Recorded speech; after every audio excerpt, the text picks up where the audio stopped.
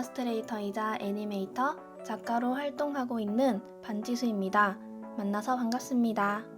저는 작업을 할 때 아이패드와 디지털 드로잉 어플을 정말 많이 이용하는데요. 이번 영상에서 어도비 아이패드용 일러스트레이터라는 프로그램을 사용해서 이렇게 여러 가지 소품을 예쁘게 그려보는 법을 여러분들께 알려드리려고 합니다. 저는 이번에 사용하기 복잡하고 어려운 기능이 아닌 우리가 이 어플을 처음 사용한다고 했을 때 누구나 손쉽게 따라하면서 친숙하게 이용할 수 있는 팁들을 알려드리려고 해요.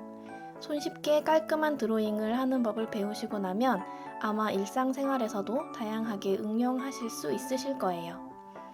저희가 이번에 함께 그려볼 그림은 이 그림입니다. 그럼 바로 시작해 볼까요? 여러분도 어플을 켜고 천천히 저를 따라해 보세요. 본격적으로 드로잉을 하기 전에 준비해 둘 것이 있습니다. 먼저 패턴 이미지를 만들어 볼 거예요. 먼저 어플을 켜시면 원하시는 사이즈의 캔버스를 만드실 수 있습니다. 저는 148mm, 210mm로 작업해 볼게요. 그러면 이렇게 새 캔버스가 만들어집니다. 패턴의 바탕색이 될 기본색을 깔아줍니다. 네모 모양의 도형 틀을 선택해 주세요. 일단 한번 그려보면 이런 모양이 나타납니다. 아래 원형 칸을 누르면 이 도형의 선색과 면색을 각각 고를 수 있습니다. 위에 있는 동그라미가 면색, 아래에 있는 동그라미가 선색입니다. 만약 선의 색만 필요하면 이 버튼을 누르시면 색을 없앨 수가 있어서 면색에서 이걸 선택하시면 되고, 면의 색만 필요하시면 선색을 없애시면 됩니다. 예쁜 색을 고르기 어려우신 분들은 아래에 색상 견본을 눌러보시면 어플에서 제공하는 다양한 팔레트가 있으니 여기에서 색을 골라보셔도 좋을 것 같아요. 그럼 저는 아이보리 색을 선택해 볼게요. 선의 색은 필요 없고요. 이렇게 쭉 그리면 바탕색이 칠해집니다. 그 다음 무늬 그림과 바탕색을 분리하기 위해서 새 레이어를 만들어줍니다. 이 아이콘을 누르시고 이 버튼을 누르시면 새 레이어가 만들어집니다. 다음 패턴을 만들기 위한 무늬를 넣어볼게요. 브러쉬 아이콘을 선택하시면 다양하게 브러쉬를 고르실 수 있는데 먼저 연필 브러쉬로 원하는 모양을 그려봅니다.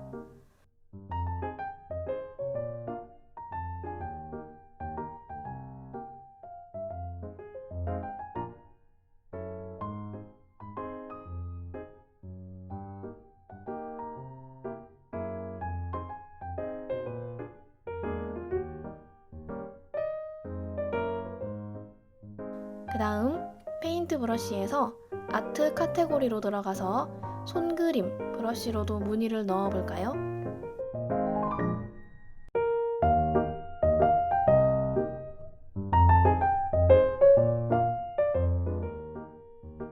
적당히 무늬를 다 그리셨으면 무늬의 영역을 선택하신 후에 오른쪽에 있는 아이콘 중에서 반복해서 격자를 누르시면 바둑판 모양으로 무늬가 계속 반복되는 게 보이시죠? 사각형 양쪽에 화살표 모양 아이콘을 만지면 패턴의 밀도를 조절하실 수 있습니다.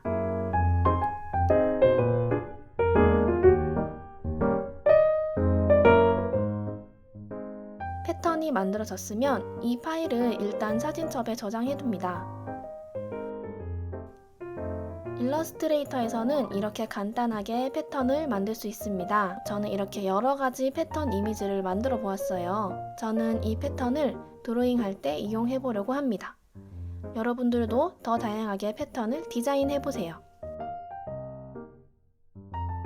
자, 이제 다시 새 캔버스를 만든 후에 드로잉을 시작해 볼까요? 저는 미리 스케치해둔 이미지를 열어서 그려보겠습니다.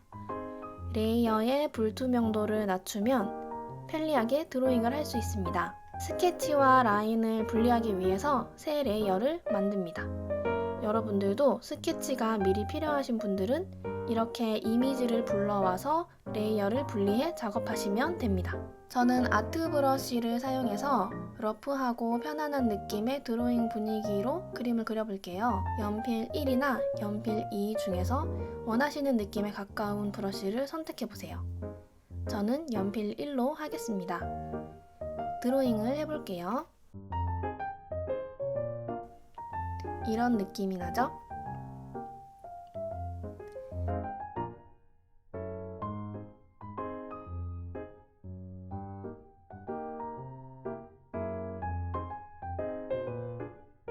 여기서 잠깐! 아직 디지털로 선을 긋는 게 익숙하지 않으신 분들도 계시겠죠? 그런 분들을 위해 알려드릴 만한 팁이 있습니다. 바로 종이에 그린 그림을 디지털로 그린 것처럼 바꿔보는 것입니다. 예시로 보여드릴게요. 이 이미지는 종이에 볼펜으로 그린 그림입니다. 아이패드에 있는 카메라 앱으로 사진을 찍은 파일이에요. 저희가 그림을 그리던 캔버스로 들어와서 이 사진을 불러와 봅시다. 사진을 불러오면 아래에 여러가지 설정 아이콘이 뜨는데요. 여기서 가장 왼쪽에 있는 아이콘을 누르면 이렇게 일러스트레이터 앱에서 깔끔하게 그린 것처럼 벡터화가 가능합니다. 바로 오른쪽에 속성 창이 뜨는데요. 여기서 여러가지 설정들을 조정하실 수 있어요. 그리고 원하시는 사이즈로 크기를 조정하시면 됩니다. 만약 비율을 그대로 유지한 채로 크기를 조정하고 싶으시다면 왼쪽에 하얀 동그라미를 누르시고 사이즈를 조정하시면 돼요. 이 하얀 동그라미는 컴퓨터에서 Shift 키와 동일하답니다. 이런 식으로 여러가지 소품들을 더 벡터화 해볼까요? 종이에 그리는 것이 친숙하신 분들은 이런 식으로 다양하게 드로잉을 디지털화 하거나 디자인 소스로 이용하실 수 있겠죠? 똑같은 드로잉을 반복해서 놓고 싶다면 영역을 선택해서 이 아이콘을 눌러서 복사 붙여넣기를 한 후에 이동시키시면 됩니다. 저는 나머지 스케치에 있는 소품들도 마저 그려줄게요.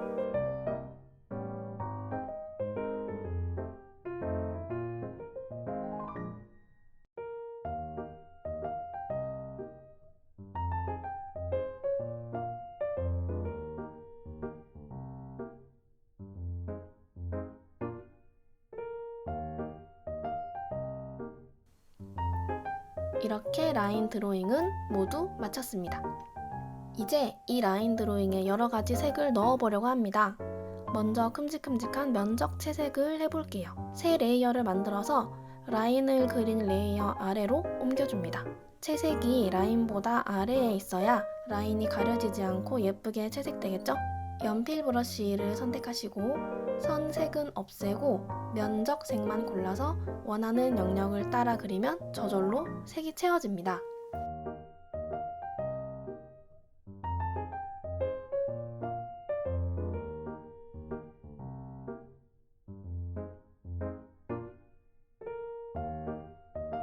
이번에는 저희가 미리 만들어둔 패턴을 넣어볼까요?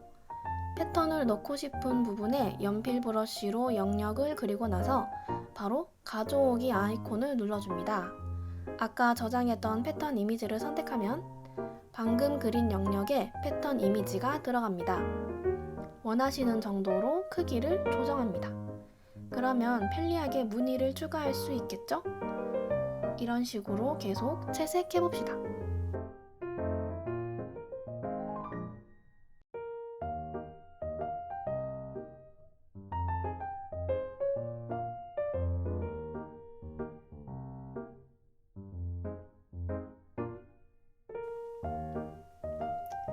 꼭 패턴 이미지가 아니더라도 다양한 브러쉬를 이용해 여러가지 패턴을 드로잉 느낌으로 그려 넣으실 수 있어요. 저는 주전자와 그릇에 세로 줄무늬 그림을 그려 넣어 볼게요.